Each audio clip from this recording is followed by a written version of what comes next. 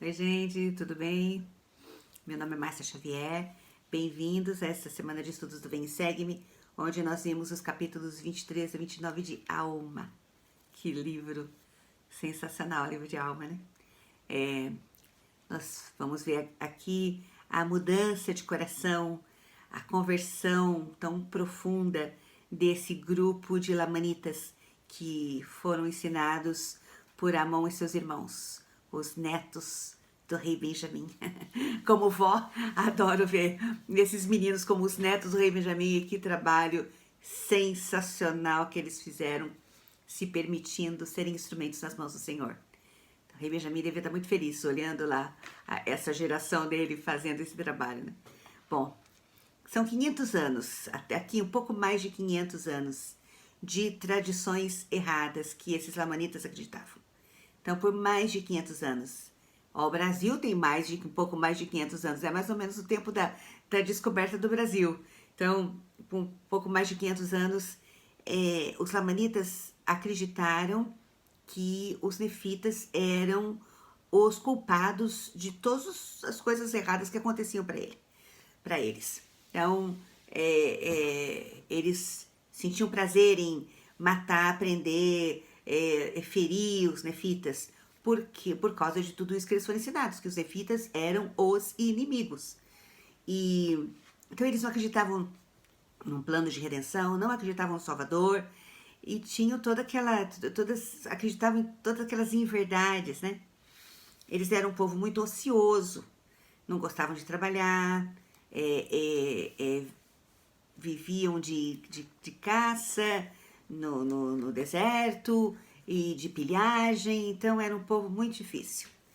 E quando Amon e os irmãos decidem ir fazer missão, né, ensinar esse povo, até eles comentam aqui, né, que o povo lá em Saraínla zombou deles, achando, vocês são malucos, como é que vocês vão lá na terra dos Lamanitas ensinar esse povo? Não, ensinar o quê? Não, não tem chance. E a gente vê aqui que todo mundo tem chance, né? Não existe essa coisa de não, esse aí nunca vai aceitar. O Senhor é o que faz as mudanças no coração. Bom, eles aqui então, lembro que na semana passada a gente falou sobre o pai do rei Lamone, que era o rei de toda a terra. O pai do rei Lamone teve uma conversão milagrosa, profunda, e com a conversão dele, então, ele fez um decreto para que Amon, os irmãos e os companheiros de missão dele tivessem livre acesso para pregar o evangelho. Então, com isso, começa então a grande missão deles, né? Então, todos aqueles 14 anos que eles passam ensinando os lamanitas. Então, eles vão de casa em casa, eles ensinam, eles organizam a igreja, deixam tudo certinho, consagram sacerdotes e a igreja vai crescendo. Então, aqui diz no versículo, nós estamos lá no 23:5. E milhares foram levados a conhecer o Salvador, o Senhor. Sim, milhares foram levados a acreditar nas tradições dos nefitas. E foram-lhes ensinados os registros e as profecias que haviam sido transmitidas até o presente. Então, qual era a tradição dos nefitas? Era isso, era acreditar. Os nefitas acreditavam no plano de redenção, eles acreditavam que em Deus, eles tinham esse ensinamento, né? Então, aqueles que tinham livre-arbítrio não acreditavam, mas eles tinham esse ensinamento que os lamanitas não tinham. Aí aqui vem o sonho de todo líder da igreja, que é assim, ó, digo-vos que, lá no 6, que assim como o Senhor vive, todos, 100%, os lamanitas que acreditaram em suas pregações e foram convertidos ao Senhor, nunca apostataram. 100% de retenção. Olha, que trabalho maravilhoso. Então, 100% desse grupo, desses milhares que foram convertidos, nunca se afastaram. Eles continuaram.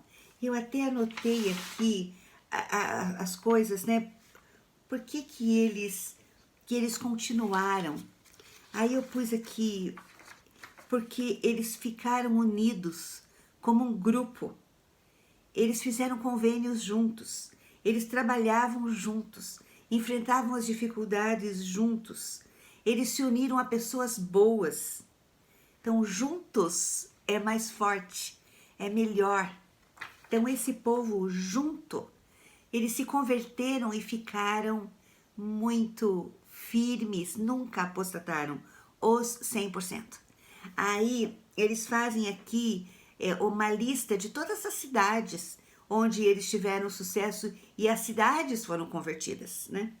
E ele diz assim, todos foram convertidos nessa terra de tal.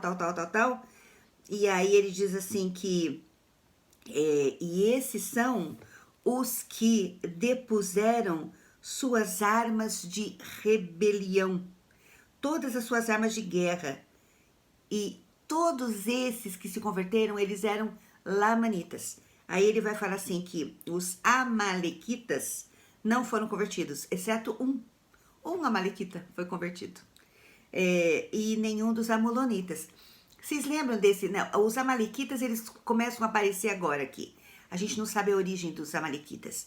A gente não sabe se eles podem ter sido descendentes de Ismael, de Zorã, ninguém sabe de onde eles surgiram. Eles começam a aparecer aqui, mas era um grupo que seguia a seita de Neor. Então era um grupo, e eles eram nefitas. Então, e essa é uma coisa que ele fala aqui, que os nefitas que haviam conhecido a verdade, quando eles se apostatavam, eles ficavam o coração muito pior, né? E os amolonitas são aqueles descendentes daquele sacerdote lá do rei Noé. Lembra do Amolon, que sequestrou as filhas dos lamanitas e tudo? Então, são esses dois grupos. Então, dos amolonitas, que são aqueles descendentes lá do sacerdote do rei Noé, nenhum se converteu. E dos amalequitas, certo? E aqui falaram assim, fala aqui no 14, que endureceram o coração e também o coração dos lamanitas. E eles começam, então, a incitar aqueles que não tinham sido convertidos contra esse grupo. E eles viviam todos juntos, né? Ali era a nação lamanita. Então, esse grupo de conversos, eles querem mudar de nome. Ele falou, a gente não pode mais ser conhecido como lamanita. Quando você pensa em lamanita, você pensa no inimigo, nós não somos inimigos. E eles, então, propõem uma mudança de nome e falam com Arão. E eles escolheram um nome. E o nome é Antinefileitas. Vou só parar um pouquinho aqui, porque quando a gente ouve anti, normalmente o anti é contra, não é? Então a gente fala assim, olha, ele era um anticristo, contra o Cristo.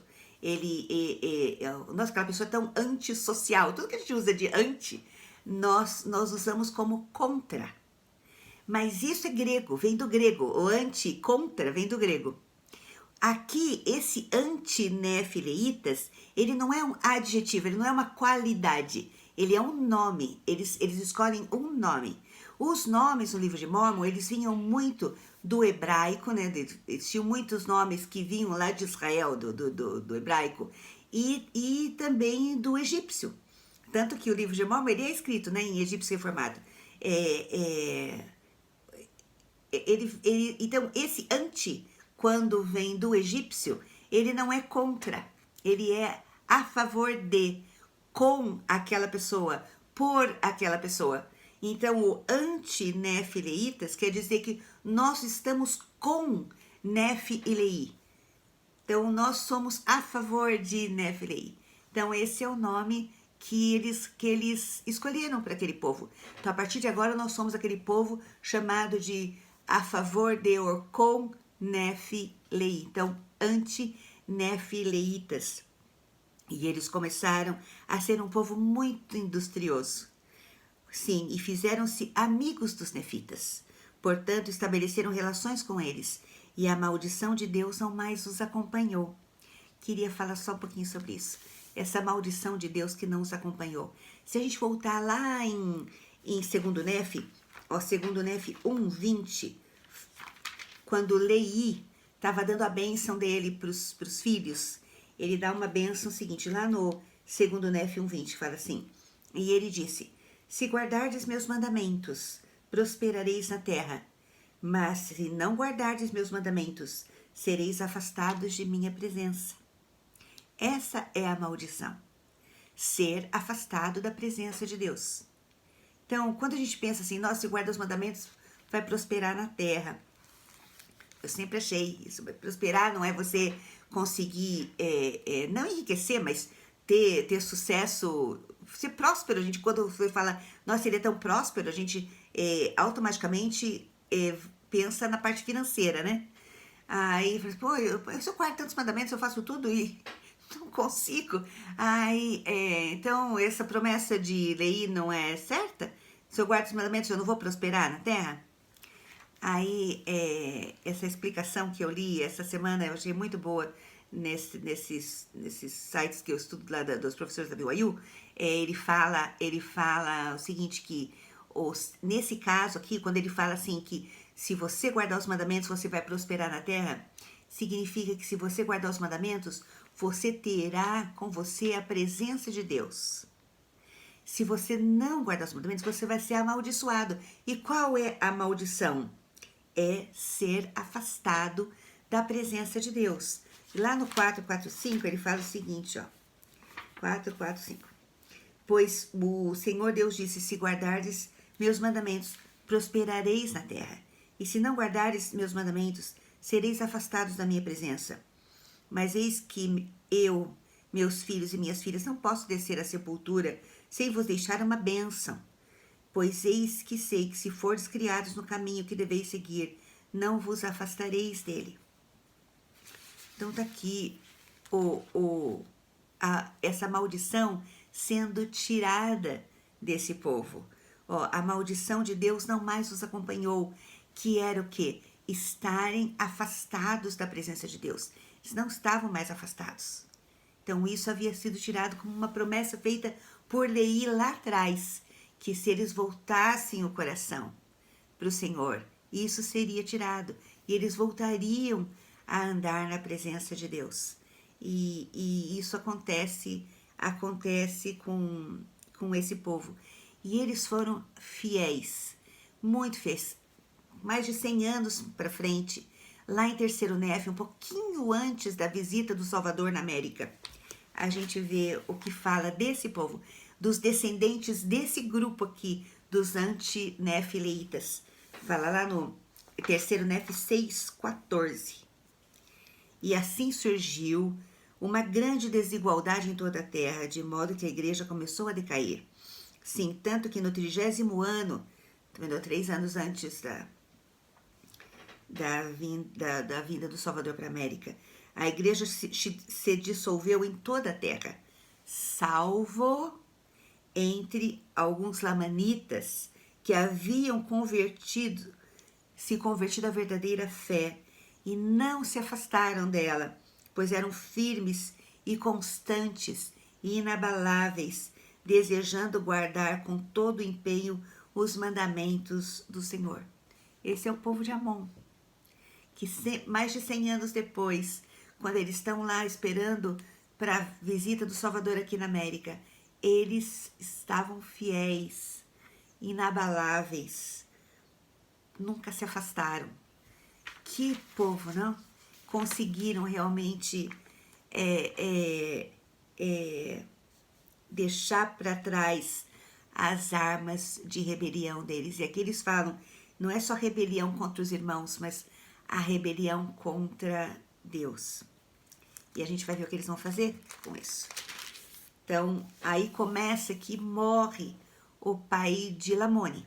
E no ano que o pai de Lamone morre, começa a haver uma movimentação entre aqueles que não acreditaram, não se converteram, contra aqueles que se converteram.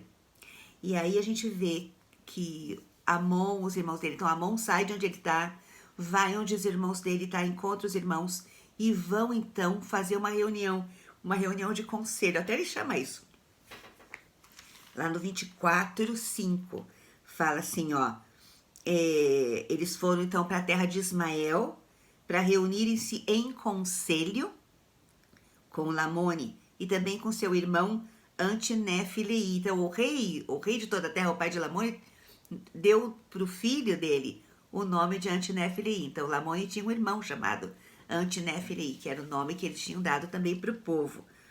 Então, eles fizeram essa reunião de conselho a fim de decidirem o que deveriam fazer para defenderem-se dos lamanitas. E nessa reunião de conselho, eles falam para Amon e os irmãos que eles não vão pegar em armas contra os irmãos deles. Eles tinham sido convertidos, eles não queriam fazer mal para ninguém. Eles tinham deixado de lado todo o desejo de fazer mal para qualquer pessoa. Então, eles não iriam pegar em armas contra os irmãos deles, os lamanitas. Ele fala lá no 24:12. Ora, meus amados irmãos, já que Deus nos tirou nossas manchas e nossas espadas tornaram-se brilhantes, não as mancharemos mais com o sangue de nossos irmãos. Aí ele diz assim, lá no 15. Quão grande, quão misericordioso é nosso Deus. E agora, desde que isso foi tudo que pudemos fazer para que fossem nossas manchas nos fossem tiradas e nossas espadas tornadas brilhantes, eis que vamos escondê-las para que conservem seu brilho como um testemunho a nosso Deus no último dia, ou seja, no dia em que formos levados à sua presença, a fim de sermos julgados, de que não manchamos nossas espadas com o sangue de nossos irmãos, desde que ele nos revelou sua palavra e por ela nos purificou. E logo em seguida fala, enterrá-las-emos nas profundidades da terra, para que se conservem brilhantes, como testemunho no último dia, de que nunca as usamos.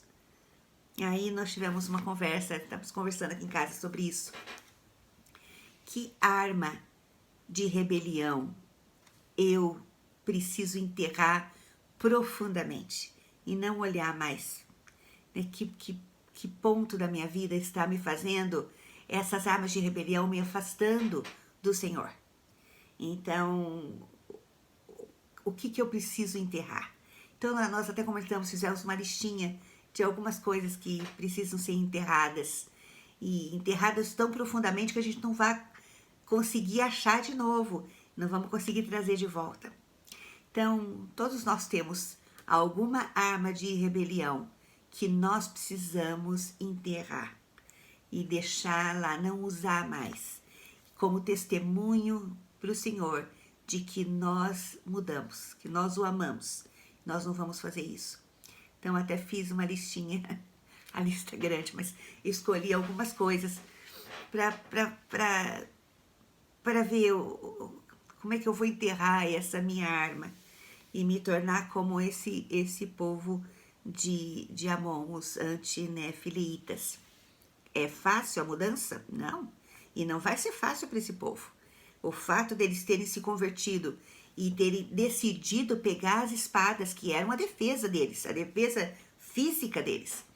Eles vão enterrar justamente numa hora que tem rumor de guerra. Estão ouvindo, os lamanitas vão atacar. E nós vamos fazer o quê? Nós vamos pegar a nossa defesa, a nossa arma de defesa, para não manchar nossas armas com o sangue dos nossos irmãos, vamos enterrar profundamente. Gente, que exemplo de conversão esse povo de Amon, é impressionante. Aí eles enterram e fala assim, lá no 19.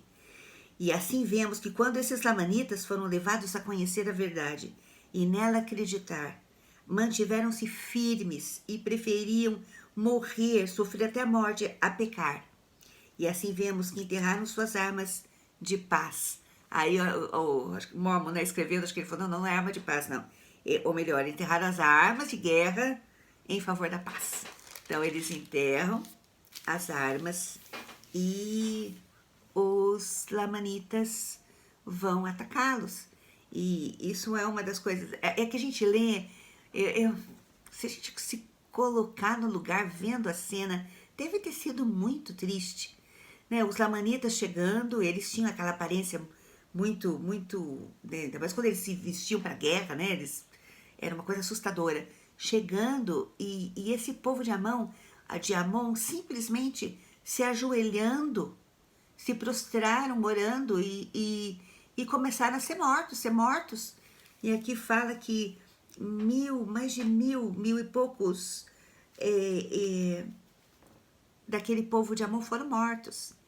Mas quando os lamanitas começaram a ver que aquele povo simplesmente aceitava a morte e não reagia, eles começaram a parar. E eles também jogaram as armas deles e falaram, não, nós não podemos matar nossos irmãos.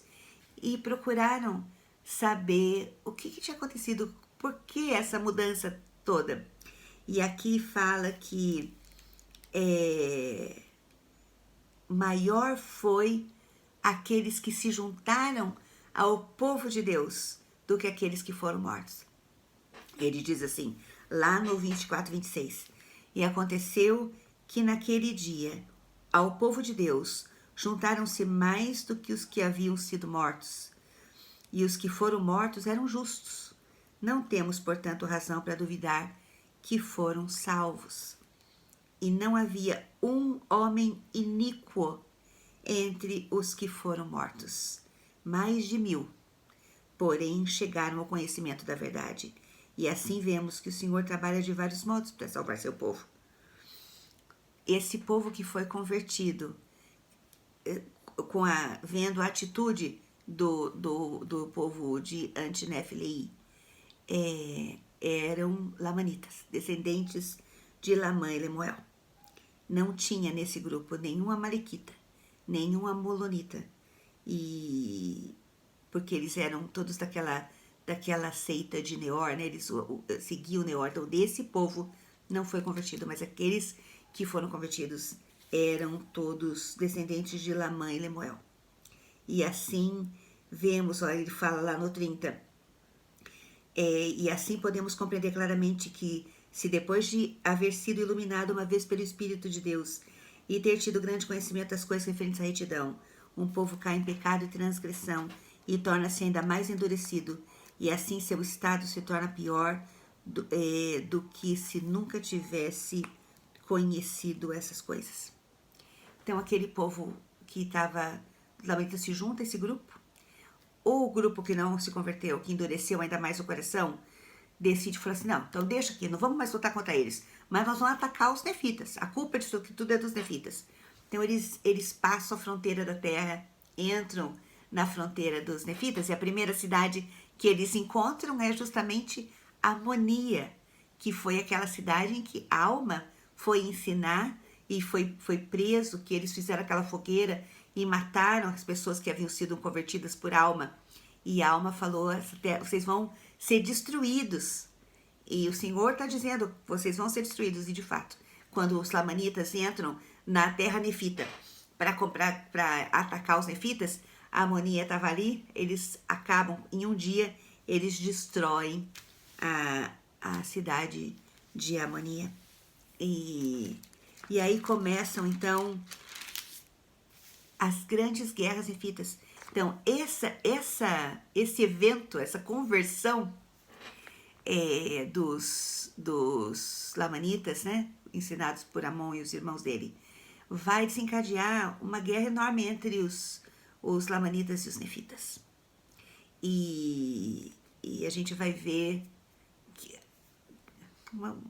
grandes líderes, né, aparecendo, o Senhor inspirando e protegendo, e esse povo de Alma, esse povo de Amon tão fiel, eles tinham feito esse convênio, mas nós não podemos lutar, mas nós podemos trabalhar para ajudar vocês. Então era assim, era uma mão lavava a outra, um ajudava o outro, trabalhando sempre juntos.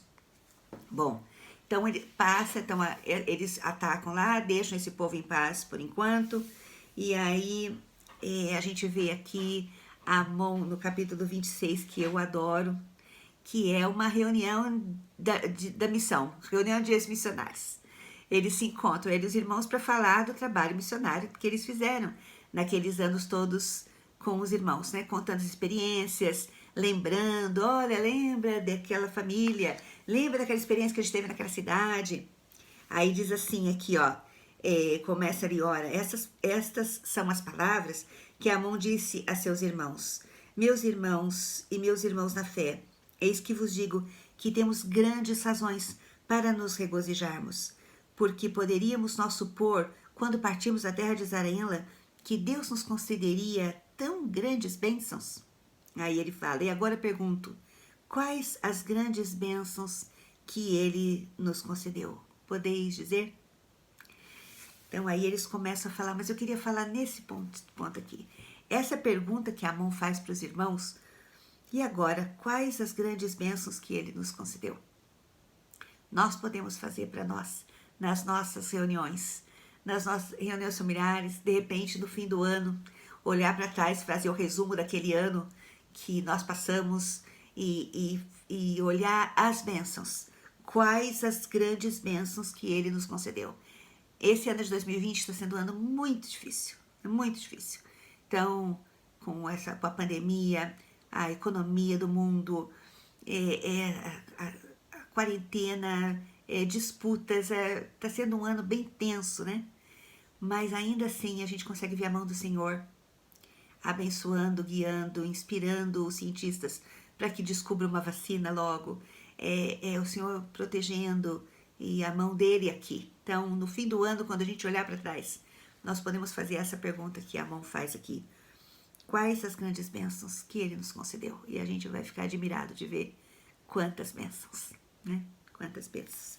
Aí ele diz assim que, e esta é a bênção que nos foi concedida, que fomos transformados em instrumentos nas mãos de Deus para realizar esta grande obra.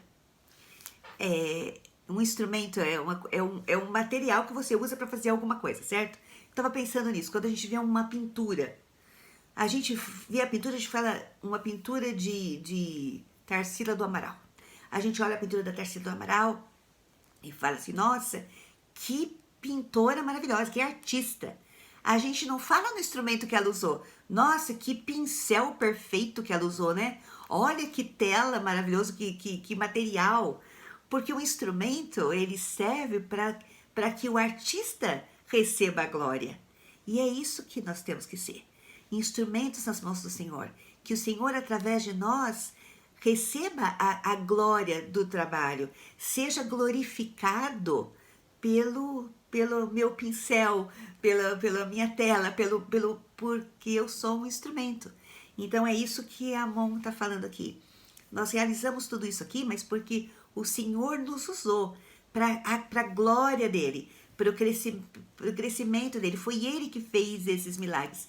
Ele que deve ser reconhecido. E aqui ele fala, é muito lindo, esse é um capítulo que a gente tem que ler com bastante atenção, porque é lindo. Ele fala ali, eu vou dar vou pular para o 22, que diz assim, que sim, aquele que se arrepende e exercita a fé e faz boas obras e ora continuamente sem cessar, a este é concedido conhecer os mistérios de Deus. Sim, a esse será concedido revelar coisas nunca antes reveladas. Sim, a esse será concedido levar milhares de almas ao arrependimento, assim como a nós nos foi concedido levar estes nossos irmãos ao arrependimento. Então, essa é uma escritura usada muito na missão. Se nós exercermos nossa fé, nos arrependermos, orarmos e buscarmos, nós podemos ter instrumentos para ajudar milhares de almas ou uma alma a voltar. Então, permitir que o Senhor nos use, né? Como ele usou os filhos de Mosias, os netos do rei Benjamim. E aqui ele fala, eles contam as experiências, lá no 27, que nosso coração se achava deprimido. Estávamos para voltar, quando o Senhor disse, não, vai no meio de vossos irmãos e suportai com paciência vossas aflições, e eu farei com que tenhais êxito. E foi exatamente o que aconteceu.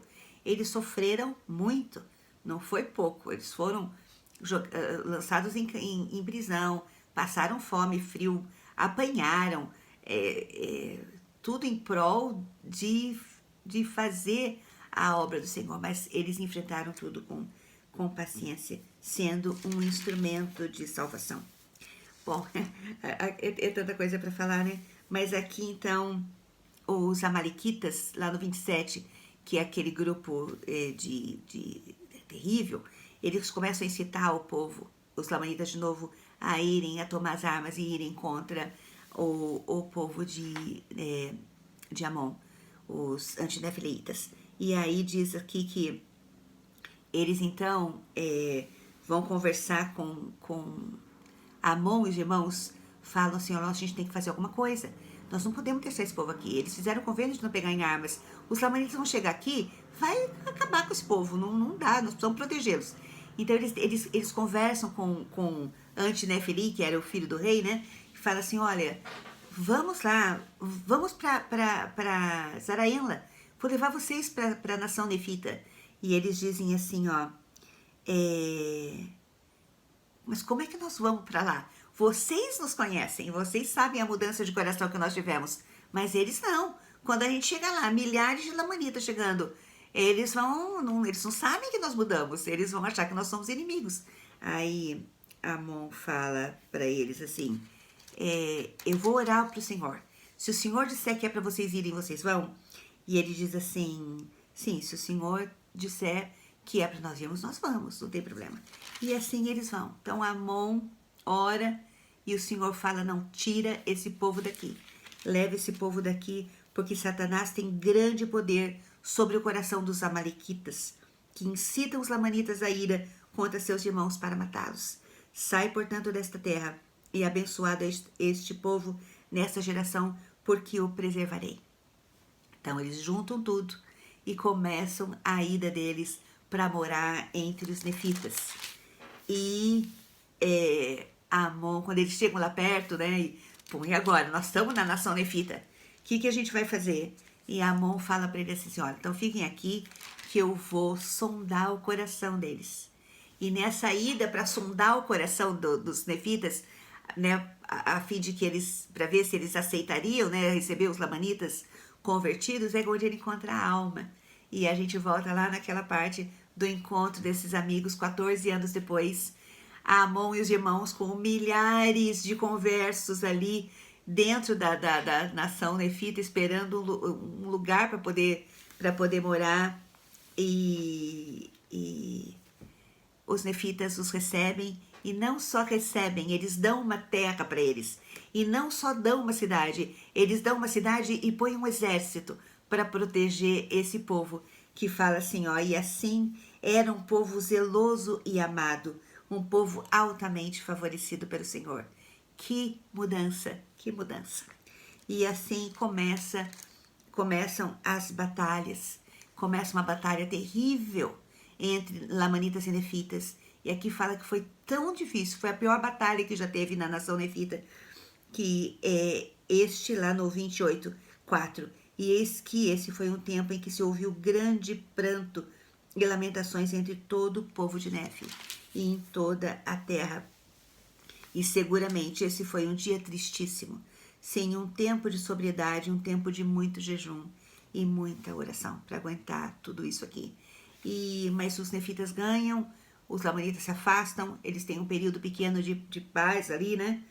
E o 29, que é a alma abrindo o coração, dizendo que ele queria ser um anjo, para poder, ele viu o trabalho maravilhoso de Amon, ele viu como é o trabalho de pregar o evangelho, o que acontece no coração daqueles que se convertem, e ele diz que ele gostaria de ser como um anjo, de falar com voz de trombeta, chamar todo mundo ao arrependimento.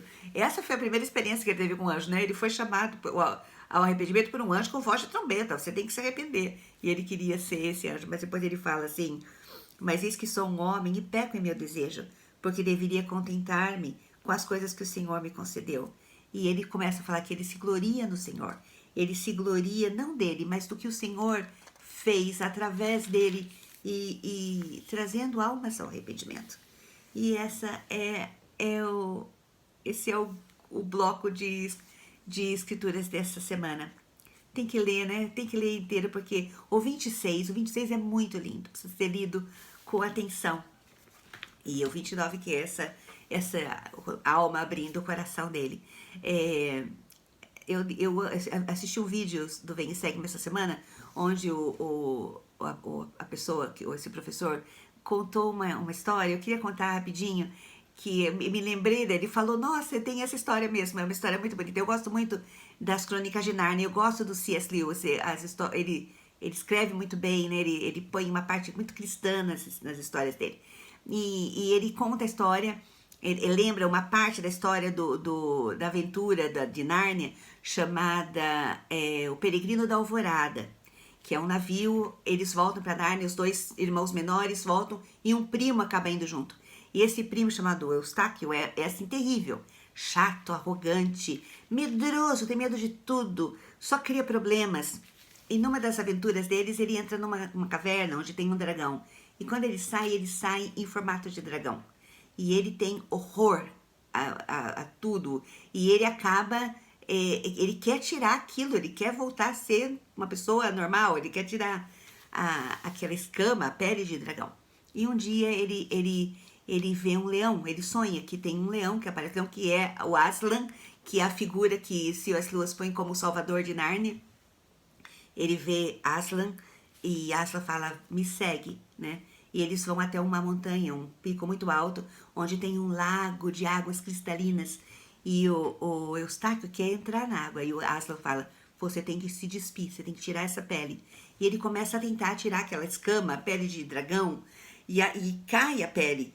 Aí ele fala, nossa, consegui tirar. Quando ele vai chegar no lago, ele olha o reflexo dele, ele continua um dragão.